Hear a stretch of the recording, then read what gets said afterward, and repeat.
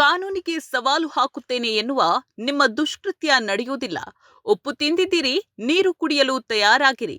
ಹೌದು, ರಾಜ್ಯ ರಾಜಕಾರಣದಲ್ಲಿ ಈಗ ಸಚಿವ ಪ್ರಿಯಾಂಕ್ ಖರ್ಗೆ ಮತ್ತು ಬಿಜೆಪಿ ನಾಯಕ ಸಿಟಿ ರವಿ ನಡುವಿನ ವಾಕ್ಸಮರ ತೀವ್ರ ಸ್ವರೂಪ ಪಡೆದುಕೊಂಡಿದೆ. ವಿವಾದಾತ್ಮಕ ಹೇಳಿಕೆ ನೀಡಿ ಎಫ್ಐಆರ್ ಎದುರಿಸ್ತಾ ಇರುವ ಸಿಟಿ ರವಿಗೆ ಗೃಹ ಸಚಿವ ಪ್ರಿಯಾಂಕ್ ಖರ್ಗೆ ಅವರು ಸಾಮಾಜಿಕ ಜಾಲತಾಣ ಎಕ್ಸ್ನಲ್ಲಿ ಅತ್ಯಂತ ಖಡಕ್ ಎಚ್ಚರಿಕೆ ನೀಡಿದ್ದಾರೆ. ಸುಳ್ಳಿನ ಮೇಲೆ ಸುಳ್ಳು ಪೋಣಿಸ್ತಾ ಸಮಾಜದಲ್ಲಿ ದ್ವೇಷ ಬಿತ್ತಲು ಯತ್ನಿಸುತ್ತಿದ್ದಾರೆ ಅಂತ ವಾಗ್ದಾಳಿ ನಡೆಸಿರುವ ಖರ್ಗೆ ಬಿಜೆಪಿಯ ತಂತ್ರಗಾರಿಕೆಯನ್ನ ತೀವ್ರವಾಗಿ ತೊಳೆಯುತ್ತಿದ್ದಾರೆ. ಹಾಗಾದ್ರೆ ಈ ವಿವಾದ ಏನು, ಪ್ರಿಯಾಂಕ್ ಖರ್ಗೆ ಹೇಳಿದ್ದೇನು ಅನ್ನೋದನ್ನ ನೋಡೋಣ. ಅದಕ್ಕೂ ಮೊದಲು ನೀವಿನ್ನು ನಮ್ಮ ಚಾನೆಲ್ನ ಸಬ್ಸ್ಕ್ರೈಬ್ ಮಾಡಿಲ್ಲ ಅಂದ್ರೆ ಈಗಲೇ ಸಬ್ಸ್ಕ್ರೈಬ್ ಮಾಡಿ ಹಾಗೂ ಪಕ್ಕದಲ್ಲಿರುವ ಬೆಲ್ ಐಕಾನ್ ಅನ್ನ ಪ್ರೆಸ್ ಮಾಡಿ.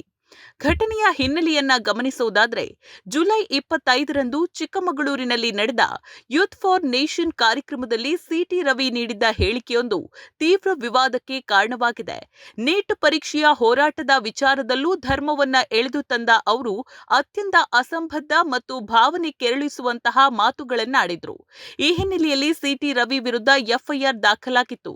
ಜುಲೈ 26ರಂದು ಪೊಲೀಸರು ನೋಟಿಸ್ ನೀಡಲು ಸಿಟಿ ರವಿ ಮನೆಗೆ ತೆರಳಿದ್ರು. ಆದರೆ ಆ ವೇಳೆ ನೋಟಿಸ್ ಸ್ವೀಕರಿಸದೆ ಪೊಲೀಸರನ್ನ ವಾಪಸ್ ಕಳುಹಿಸಲಾಗಿತ್ತು. ಇದೀಗ ನೋಟಿಸ್ಗೆ ಉತ್ತರಿಸಲು ಸಿಟಿ ರವಿ 7 ದಿನಗಳ ಸುದೀರ್ಘ ಕಾಲಾವಕಾಶ ಕೋರಿದ್ದಾರೆ. ಈ ಬೆಳವಣಿಗೆಗಳ ಹಿನ್ನೆಲೆ ಗೃಹ ಸಚಿವ ಪ್ರಿಯಾಂಕ್ ಖರ್ಗೆ ತಮ್ಮ ಅಧಿಕೃತ ಎಕ್ಸ್ನಲ್ಲಿ ದೀರ್ಘ ಪೋಸ್ಟ್ ಒಂದನ್ನ ಹಂಚಿಕೊಂಡು ಸಿಟಿ ರವಿ ವಿರುದ್ಧ ಹರಿಹಾಯ್ದಿದ್ದಾರೆ. ಖರ್ಗೆ ತಮ್ಮ ಪೋಸ್ಟ್ನಲ್ಲಿ ತಮ್ಮ ದ್ವೇಷದ ಹೇಳಿಕೆಯನ್ನ ಸಮರ್ಥಿಸಿಕೊಳ್ಳಲು ಸಿಟಿ ರವಿಯವರು ಒಂದು ಸುಳ್ಳಿಗೆ ಮತ್ತೊಂದು ಸುಳ್ಳು ಸೇರಿಸ್ತಾ ಇದ್ದು ಸುಳ್ಳಿನ ಹಾರವನ್ನೇ ಹೆಣೀತಾ ಇದ್ದಾರೆ ಅಂದಿದ್ದಾರೆ. ಅಷ್ಟೇ ಅಲ್ಲದೆ ಸಿಟಿ ರವಿ ಅಂಥವರು ರಾಜಕೀಯ ವ್ಯವಸ್ಥೆಗೆ ಅಂಟಿರುವ ಕಳಂಕ. ಸಿಟಿ ರವಿ ಸೇರಿದಂತೆ ಬಿಜೆಪಿಯವರ ಎದೆ ಸೆಳೆದ್ರೆ 4 ಅಕ್ಷರಗಳು ಸಿಗೋದಿಲ್ಲ. ಜೊತೆಗೆ ನೈತಿಕತೆ, ಲಜ್ಜೆ, ಸತ್ಯ, ಬದ್ಧತೆ ಹಾಗೂ ಆತ್ಮಸಾಕ್ಷಿಯೂ ಕಾಣುವುದಿಲ್ಲ ಅಂತ ಖಾರವಾಗಿ ಟೀಕಿಸಿದ್ದಾರೆ. ಮುಂದುವರೆದು, ಸತ್ಯ ಹೇಳಲು ಹಿಂಜರಿಕೆ ಬೇಕಿಲ್ಲ, ಆದ್ರೆ ಸುಳ್ಳು ಹೇಳಲು ನೈತಿಕ ಹಾಗೂ ಸಾಮಾಜಿಕ ಭಯ ಇರಬೇಕು. ಅಂತಹ ಯಾವುದೇ ಭಯ ನಿಮಗೆ ಇಲ್ಲ ಎಂಬುದು ಪದೇ ಪದೇ ಸಾಬೀತುಗೊಳಿಸ್ತಾ ಇದ್ದೀರಿ ಅಂತ ಸಿಟಿ ರವಿ ಅವರ ನಡೆಯನ್ನ ತೀವ್ರವಾಗಿ ಪ್ರಶ್ನಿಸಿದ್ದಾರೆ.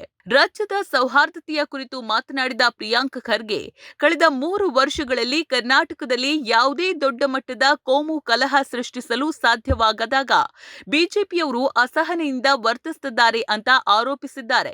ಯಾವುದೇ ವಿಷಯವೇ ಇರಲಿ, ಅದಕ್ಕೆ ಪಾಕಿಸ್ತಾನ ಹಾಗೂ ಹಿಂದೂ ಮುಸ್ಲಿಂ ವಿಚಾರವನ್ನ ತಂದೊಡ್ಡುವುದು ಬಿಜೆಪಿಯ ಹುಟ್ಟುಗುಣ ಅಂತ ಕಿಡಿಗಾರಿದ್ದಾರೆ. ನೀಟ್ ವಿದ್ಯಾರ್ಥಿಗಳ ಹೋರಾಟದಲ್ಲೂ ಸಂಬಂಧವೇ ಇಲ್ಲದ ವಿಡಿಯೋಗಳನ್ನ ತೋರಿಸಿ ಜನರ ದಿಕ್ಕು ತಪ್ಪಿಸುವ ವಿಫಲ ಯತ್ನವನ್ನ ಸಿಟಿ ರವಿ ಮಾಡಿದ್ದಾರೆ. ಈ ಹಿಂದೆ ವಿಧಾನಸಭೆಯಲ್ಲಿ ಸಿಟಿ ರವಿ ಆಡಿದ ಮಾತಿನ ಪ್ರಕರಣವನ್ನು ಖರ್ಗೆ ಈ ಸಂದರ್ಭದಲ್ಲಿ ನೆನಪಿಸಿದ್ರು. ಆ ಪ್ರಕರಣದ ತನಿಖೆಗೆ ಸಂಬಂಧಿಸಿದಂತೆ ಎಂದಿಗೂ ಧ್ವನಿ ಮಾದರಿ ನೀಡದಿರುವುದು ಅವರ ಪಲಾಯನವಾದ ಮತ್ತು ಅನೈತಿಕತೆಯನ್ನ ತೋರಿಸುತ್ತದೆ ಅಂತ ನೆನಪಿಸಿದ್ದಾರೆ. ಮತ್ತೊಂದು ಕಡೆ ಸಿಟಿ ರವಿ ಪೊಲೀಸರ ನೋಟಿಸ್ ಸ್ವೀಕರಿಸದೆ 7 ದಿನಗಳ ಕಾಲಾವಕಾಶ ಕೇಳಿರುವುದು ರಾಜಕೀಯ ವಲಯದಲ್ಲಿ ಮತ್ತಷ್ಟು ಚರ್ಚೆಗೆ ಗ್ರಾಸವಾಗಿದೆ. ಕಾನೂನಿನಿಂದ ತಪ್ಪಿಸಿಕೊಳ್ಳಲು ಈ ರೀತಿ ಅವಕಾಶವನ್ನ ಕೇಳ್ತಾ ಇದ್ದಾರೆಯೇ ಅಥವಾ ಕಾನೂನಾತ್ಮಕವಾಗಿ ಹೋರಾಟ ಮಾಡಲು ಸಿದ್ಧತೆ ನಡೆಸ್ತಾ ಇದ್ದಾರೆಯೇ ಅನ್ನುವಂತಹ ಪ್ರಶ್ನೆ ಎದ್ದಿದೆ. ಗೃಹ ಸಚಿವರೇ ಸ್ವತಃ ಈ ಪ್ರಕರಣದಲ್ಲಿ ಕಟ್ಟುನಿಟ್ಟಿನ ಸೂಚನೆ ನೀಡಿರೋದ್ರಿಂದ ಪೊಲೀಸರು ಮುಂಬರುವ ದಿನಗಳಲ್ಲಿ ತನಿಖೆಯನ್ನ ಹೇಗೆ ಚುರುಕುಗೊಳಿಸಲಿದ್ದಾರೆ ಮತ್ತು ಸಿಟಿ ರವಿ ಅವರು ನೀಡುವ ಜವಾಬು ಏನಿರಲಿದೆ ಎಂಬುದು ಈಗ ಇಡೀ ರಾಜ್ಯದ ಗಮನ ಸೆಳೆದಿದೆ. ಒಟ್ನಲ್ಲಿ ವಿವಾದಾತ್ಮಕ ಹೇಳಿಕೆ ಹಾಗೂ ಪೊಲೀಸ್ ನೋಟಿಸ್ ಬೆನ್ನಲ್ಲೇ ಆರಂಭವಾಗಿರುವ ಈ ರಾಜಕೀಯ ವಾಕ್ಸಮರ ಈಗ ತೀವ್ರ ಸ್ವರೂಪವನ್ನ ಪಡ್ಕೊಂಡಿದೆ. ಸಿಟಿ ರವಿಯವರು ನೋಟಿಸ್ಗೆ ಉತ್ತರಿಸಲು 7 ದಿನಗಳ ಕಾಲಾವಕಾಶ ಕೋರಿದ್ದು ಮುಂದಿನ ದಿನಗಳಲ್ಲಿ ಪೊಲೀಸ್ ತನಿಖೆ ಯಾವ ಹಂತಕ್ಕೆ ತಲುಪಲಿದೆ ಮತ್ತು ಬಿಜೆಪಿ ಇದಕ್ಕೆ ಹೇಗೆ ಪ್ರತಿಕ್ರಿಯಿಸಲಿದೆ ಎಂಬುದನ್ನ ಕಾದು ನೋಡಬೇಕಿದೆ. ಈ ವಿಚಾರದ ಬಗ್ಗೆ ನಿಮ್ಮ ಅಭಿಪ್ರಾಯ ಏನು?